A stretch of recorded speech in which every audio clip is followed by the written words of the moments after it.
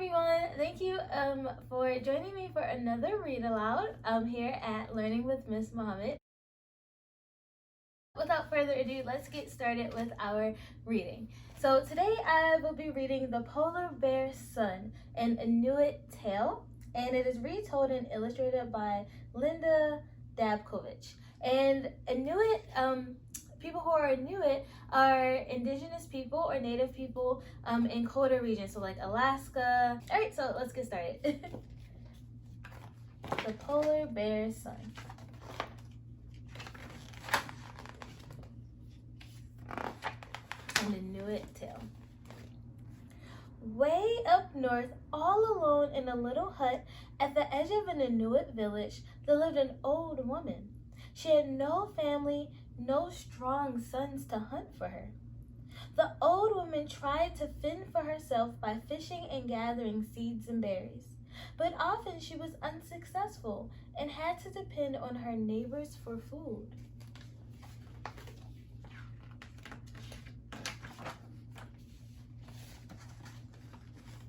One day, out on the ice, the old woman found a little white polar bear cub. His mother must have been killed, the old woman thought.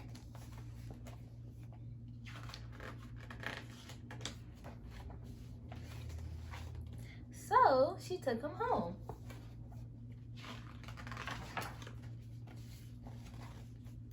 Back in her hut, the old woman fed the cub, sharing with him the little food she had.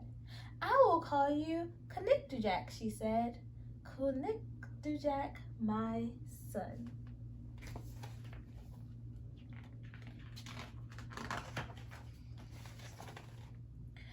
Kanikdujak was happy with the old woman. He was a friendly, round, and fluffy little bear, and the children of the village loved to play with him, tumbling about and sliding on the snow.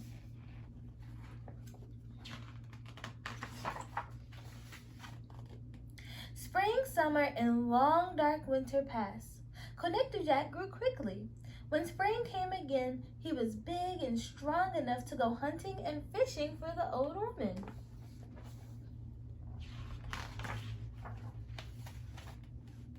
Soon the old woman had plenty of meat and fish to eat, furs to keep her warm, and blubber for cooking.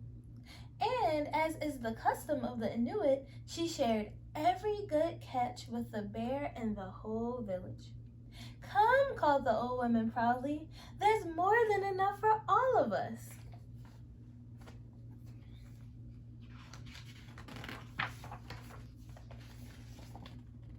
The villagers took the food, but in time, the hunters grew angry because Kanikdujak was much better at hunting than they were, and they were jealous that the old woman had found such a good provider. They decided to kill Kanikdujak, but the children overheard the hunters' plan and ran to warn the old woman.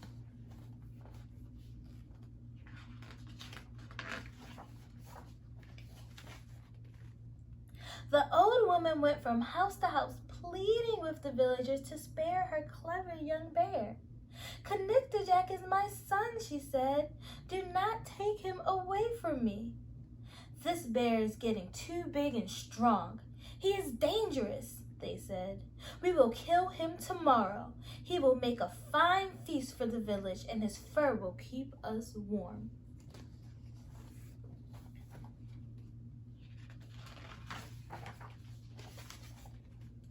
The old woman rushed back home.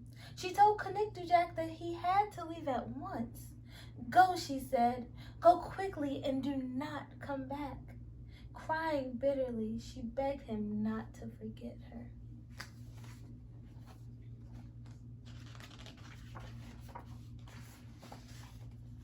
So Kanikdujak left.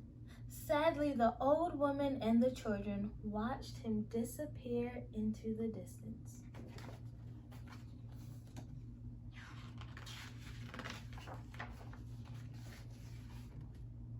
Now the old woman was alone again.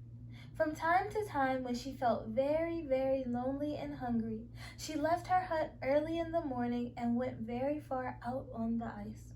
Then she called, Kanikdujak! Connector Jack, my son!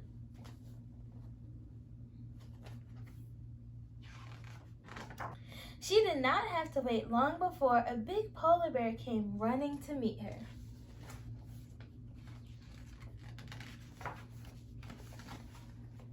It was Connector Jack, big and strong and sleek and glossy.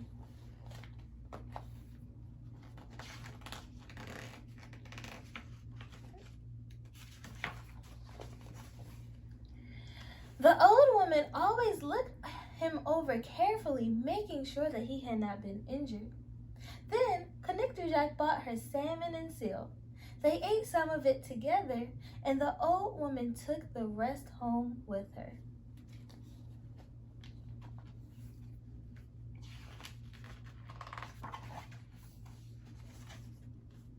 This went on for many years, and up to this day, the Inuit told the story of the faithful bear Connector Jack and the old woman who brought him up.